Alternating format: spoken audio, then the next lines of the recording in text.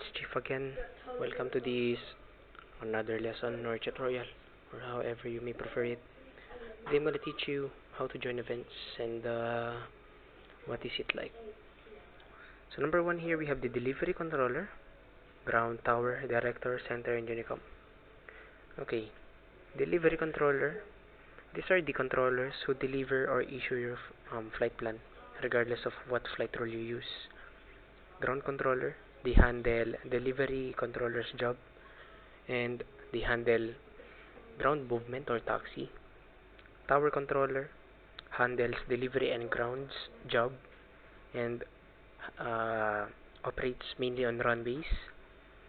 Director controller handles the three controllers jobs and is um, is responsible for the departure or the approach of the aircraft. And lastly, center, the highest ranking controller, handles also the jobs, whether controlled or uncontrolled airport. And there's Unicom, Universal Communications. If there is no ATC online, a pilot must monitor Unicom. If you're asking, not all controllers actually function during events. So if an ATC is online, you go to the next lowest available ATC, mainly for handoffs. What I mean is that, for example, delivery and ground is offline, tower is online, center is online, director is offline. So first you go to tower and then go to center.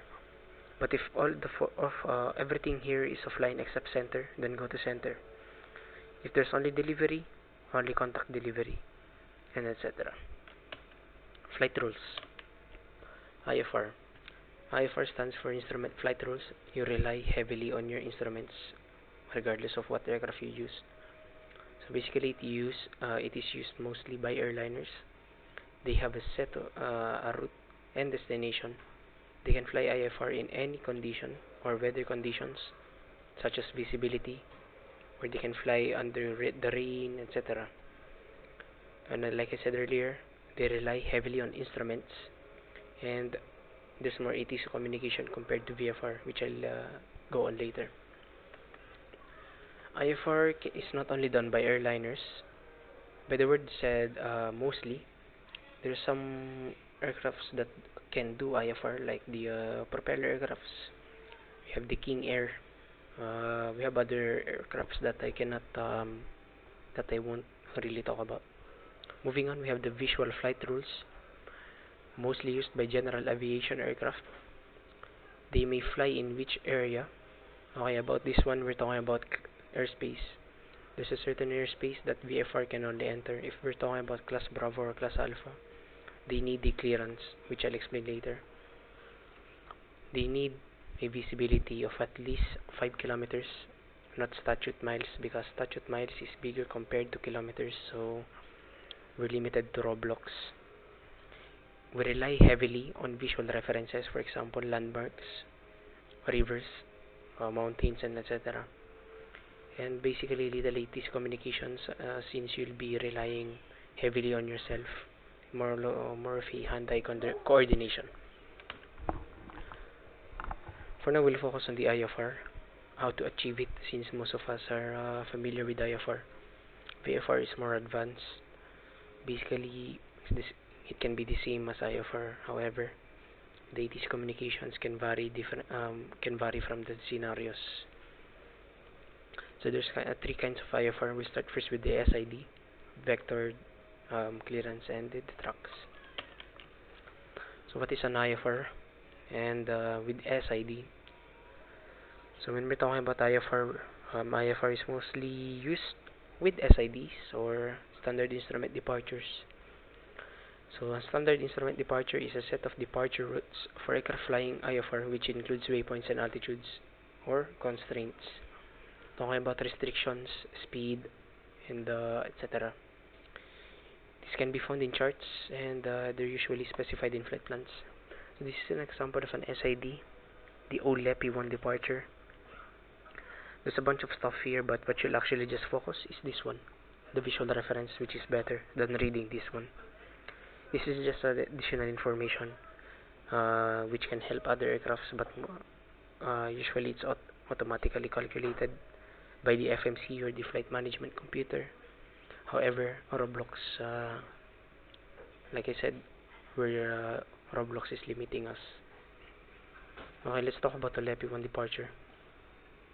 So as you can see here, if we're taking off from 27 right, we have a heading of 276 direct Jersey, and right here it says at or above 6,000.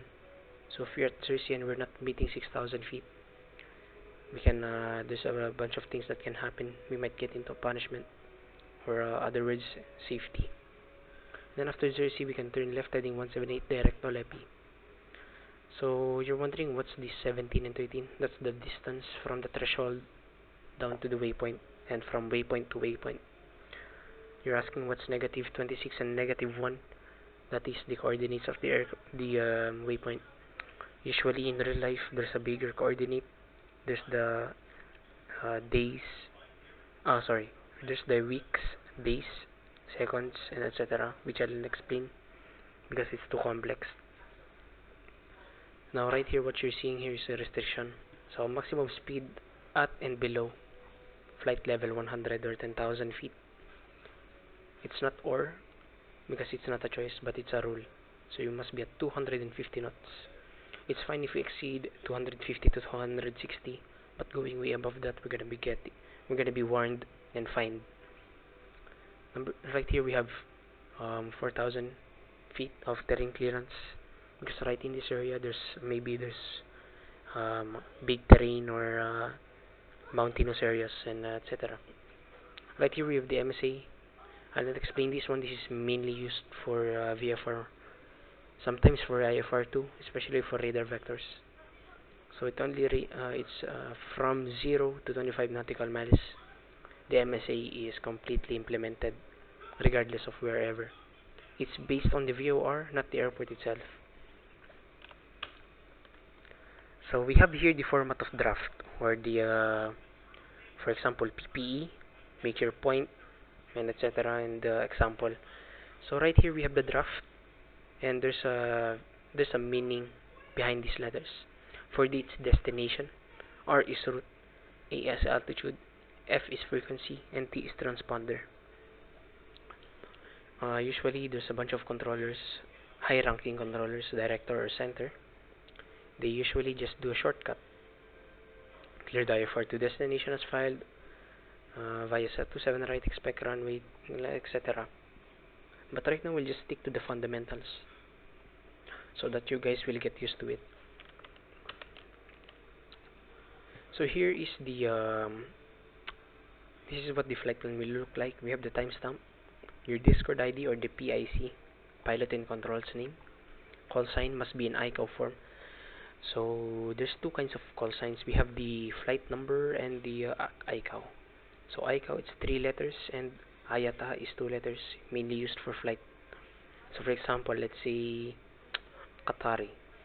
So Qatar is Quebec Tango Romeo, and for the flight number it's Quebec Romeo. Departure airport, arrival, cruise, CRZ is cruise, equipment, your aircraft type, SID, and star. So it's up to you, pilot's discretion. We don't really restrict you from choosing. Tracks, I'll explain this later. Squawk code or the transponder, right here. So you don't guess this one. The air traffic controller will assign this one to you, and we have the remarks. Okay, this is the route. So first of all, before you do an actual flight, you listen to the ATs. AT stands for Airport Terminal Information Service. Actually, I'm wrong. Hang on, let me search that one. ATs. Oops. There we go. Automatic Terminal Information Service. So it is temporary. It's not like NOTAMs, Notice to Airmen. It is changed like for weeks or days. Can be days or weeks. But the ATs is updated frequently. It provides basic weather conditions for the airport and its area. So right here is the Airbus navigation display. There's a bunch of waypoints here, but the green line is his route, his or her route. Right here is the VOR, nearest VOR stations. I'll explain that one because navigation displays of Airbus can be complicated sometimes. Okay, so we have here the cruising altitude. Flight level is used in European standard, and for Americans they use 8,000, 1,000. So for us we use European. So you put here flight level 250, or in other words 25,000 feet. So you take the first two or three initials depending on the digit. So if there's four digits, you get the first two. And then if there's five, sorry, you get the first three. Okay, general rule: you do not put 500 feet. You do not put a plus 500. This one is not This is not 250. This is 25,000. So your cruising altitude cannot be 25,500 feet. That's not allowed because we have something called RVSM, or separation minima. So if you not follow that, safety is not there. So this is what looks like to be a altitude constraint. So you must be at or by Cesar, you must be at least at or above 8,000, and etc. Okay, these are the frequencies, blah blah blah. So departure frequency will always be this one. Okay guys, it can only be this one or this one. So it's approach departure or center. Tower ground delivery is not allowed for departure. So if these two guys are offline, it's either Unicom. Transponder. Use the transponders for the corresponding airports, and these are the three basic emergency squawk codes. 7500 is hijack, we're not allowed to use that. 7600 is radio failure, and 7700 is general emergency. And this one is for VFR 1200 standard. If in any country that you go, it's 1200. Okay, general emergency. What's the difference between general emergency and radio failure? So radio failure means you're unable to connect or reach out to communications by any means. You tried to recover, but you failed. General emergency, we're talking about sick passengers, engine blowouts, gear failure, etc. Squawk codes cannot have 8 to 9. So it's 0 to 7, but 8 to 9 is not allowed. Okay. This is the part that you guys have been waiting for. So let's say I want to depart to Ufon International. So as a pilot, you'll be expecting this kind. Okay, I'm the controller. Ryanair 1, you're cleared for your IFR to well and sol as filed via the OLEPI 1 departure. Then as filed, expect runway 27 right for departure, climb via SEED, expect cruise at flight level 100. Departures will be with 126.825, squawk is 6301. So actually, this is just some words that fill in, just to be clearer in communication. You want your communication to be clean, simple, and brief. So your call sign, that's on you. Your destination, that's on you also. It depends on your flight plan. Via SEED. So if you have no SEED, it's better to put the flight route. I'll show. It's in the first video or the ERC charts tutorial. Because air traffic controllers expect that you have a SEED or star, and if you don't have those two things, they won't really give you radar vectors throughout the flight. When I say radar vectors, give you headings or guide you. Okay, via SEED, then as filed, expect runway. So, like I said earlier, you go for the 80s first. You check what active runway is assigned. So you just don't guess this one. You go to 80s. For departure, climb via SEED. So when the controller says climb via SEED, you will use the SID that you filed. For example, for OLEPI 1, let's go back. So this is 1. Automatically, you'll follow the route. 27 right, depart 276, we're gonna climb 6000, and we're gonna hold that one until we're cleared to climb and maintain. But if you don't have seed, then expect radar vectors, and then from that part, it's up to you. Expect cruise at flight level 110. So we can expect our cruise after the seed or the SID. Departures will be with this frequency, so you'll expect your whole departure will be with that frequency, not tower. Because tower only issues your takeoff and landing clearance. And then here's your identifier, the squawk code. So if I'm a bit too fast, then that's probably because it's very easy. Okay, another example. Qantas 782 Heavy, you're cleared for the IFR to well and sol as filed. Via the OLIP, you want departure, then as filed. Expect runway 27 right for departure. You'll climb via SEED. Expect cruise at flight level 160. Departures will be with the Putophone director on 126.825. Squawk code is 6301. Okay. Like I said earlier, these are the main parts. When I'm taking IFR clearances, what I gotta do is I'm gonna take the keywords. So, destination, the SLL, our route. We're gonna be using OLEPI 1 departure.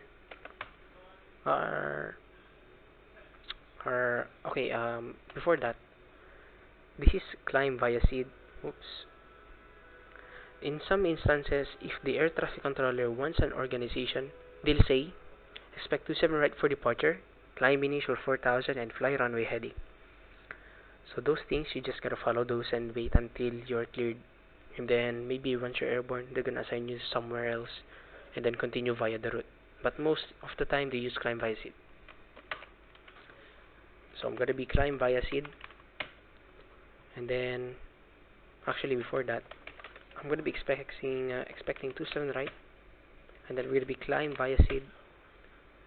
And then departure frequency is on 126.825.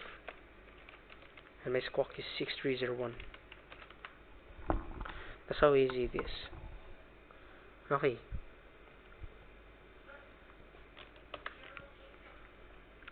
So IFR with tracks. Usually, in real life, you would issue your own track one hour before you enter the track itself. So for London Heathrow people, when you go to JFK, usually they would issue their track clearance on Shannon control. So I haven't experienced that, but that's how they do it. This is an example. They are not using a seed, they are using a track. Sometimes we use a seed for the track, only if it's valid. The track spans the whole route, so there is no then as filed. Track, you're going to be following a specific coordinates, and you're going to be following that throughout your flight. And you're going to be removing climb via seed during the IFR clearance. KLM 1 Heavy, you're cleared to well and sol as filed via the track Alpha. Expect runway 27 right for departure. Expect cruise at flight level 340. Departures will be with 126.825 and squawk code 6301. So it's more simplified. However, I do not suggest you using the tracks. We use coordinates in reading it, so there's no waypoints. You're not going to see a single waypoint throughout the flight. Another example. Lufthansa 619er Heavy, cleared for the IFR to well and sol via the track Alpha route. Expect runway 27 right for departure. Expect cruise at flight level 320. Departures will be on center. The 132.6. Squawk is 6301. IFR with the radar vectors. The departure controller uses the radar to vector the aircraft from runway to flight path. Sometimes radar controllers, they want a shortcut. So usually they'll just give you a certain heading, then boom, you save fuel and small flight time. This is what happens. Like I said earlier, initial altitude and heading. So when I say initial altitude, that's like your temporary. And of course, there's no altitude restriction except the MSA and the terrain clearance. For example, Ryanair 123. You're cleared for the IFR to Venezuela as filed. Expect runway 27 right for departure. Fly runway heading. Climb and maintain. The minimum is 1,700. So I'll just say climb and maintain 4,000 initially. Expect cruise at flight level 110. Departures will be with center on 132.6 or departures will be with departure on 126.825. Squawk is 6301. Another example, RXR 109 or 5 cleared to Toffan as filed. Spec runway 33 for departure. Fly runway heading. Climb and maintain 4,000 initially. Expect cruise at 6,000. Departures will be with director on 126.825. Squawk 6301. Okay, so that's it for IFR. It may seem so complicated, but once you try to listen a bunch of times, you'll get it soon. VFR clearance. So I won't cover this. I'll put this in the next video. So IFR clearance, that's it. So thanks for watching. If you have any questions, please do in the comments down below, and don't forget to share for your among your Roblox aviation friends and or group or whatever. Have a good day.